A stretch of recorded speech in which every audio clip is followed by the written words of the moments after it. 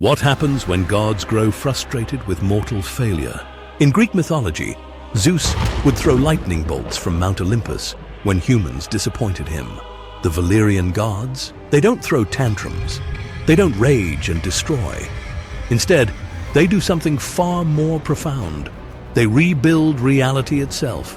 And when Balerion, the father of flames, looks down from heaven and sees 3,000 years of mortal stagnation, he makes a decision that will reshape both the divine and mortal worlds forever.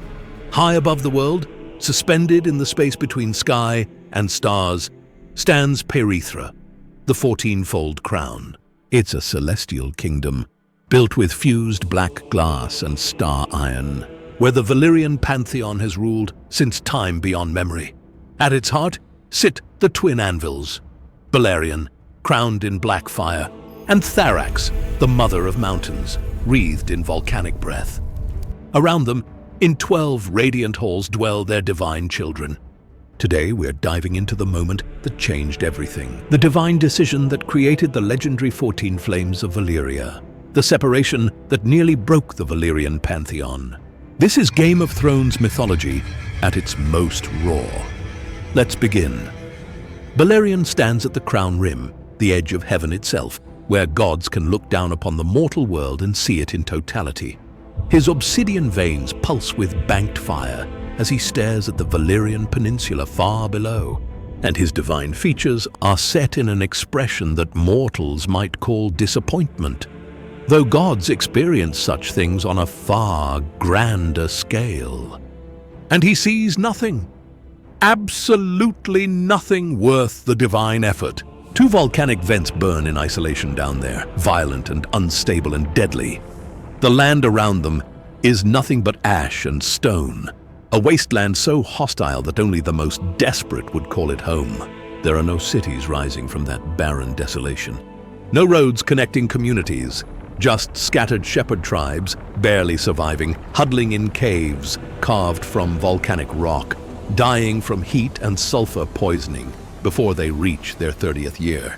3,000 years, 3 entire millennia of divine observation, and the mortals below have built precisely nothing of value. Behind him, several of his divine children have gathered. They come because they sense their father's frustration, and when the god who sits the first anvil is troubled, the entire crown feels it.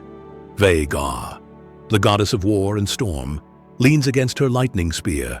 Koros, lord of law and bonds, stands with arms crossed, chain links clinking softly. Tharax radiates worried warmth. The other 9 watch silently. 3,000 years, Balerion says, and his voice sounds like steel being quenched in water, that sharp, violent hiss of transformation. We have watched for 3,000 years, and yet they build nothing. They learn nothing. They accomplish nothing. Vagar speaks first, because war goddesses understand brutal truths. They're mortals, Father. Short-lived, weak. Most die before they learn anything that matters. Then what is the point of us? Balerion turns to face his children, and black fire flickers around his crown. We sit here in the greatest seat of power ever forged. 12 halls dedicated to governance, healing, industry, exploration. And below us, shepherds. Still, after all this time. The frustration in his voice isn't petty irritation.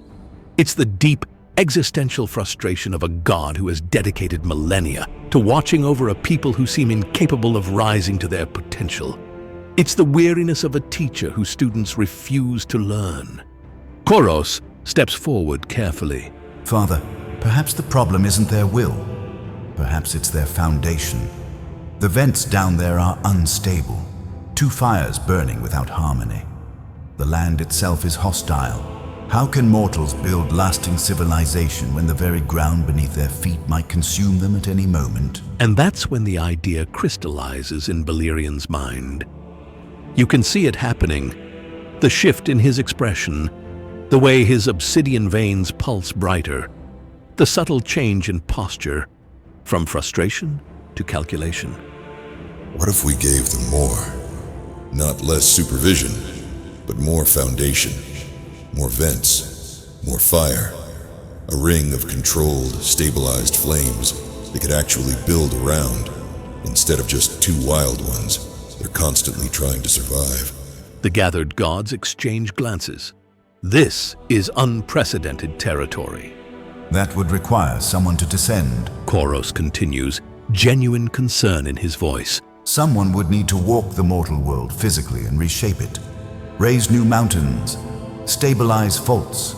Father, you know the cost. Everyone knows the cost. Time dilation is one of the fundamental laws governing the relationship between Pyraethra and the mortal world. Before Balerion can respond, a voice cuts across the crown rim like wind through forges, powerful and warm.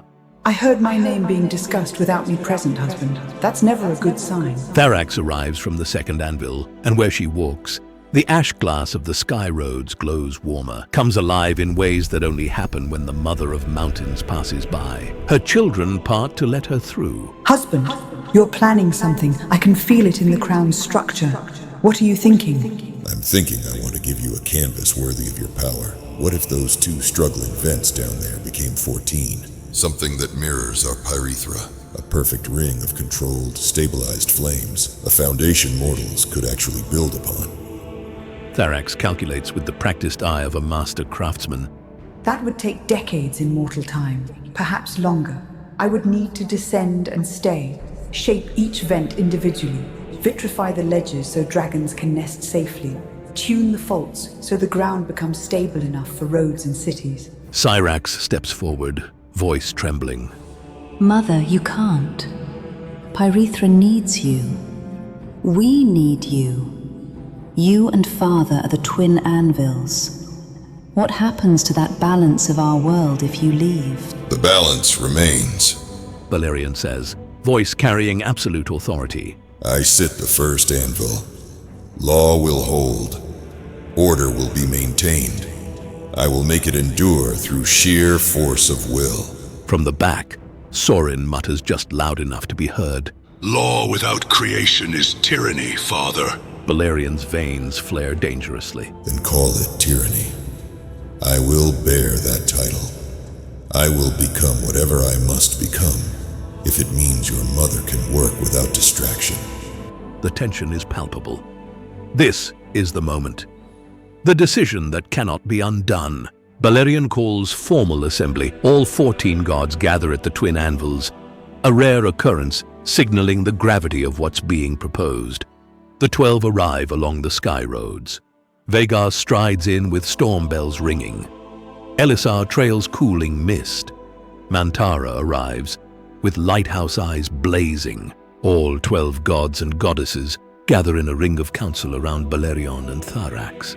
Children, Balerion speaks, voice carrying to every corner of Pyraethra. your mother descends to the mortal world.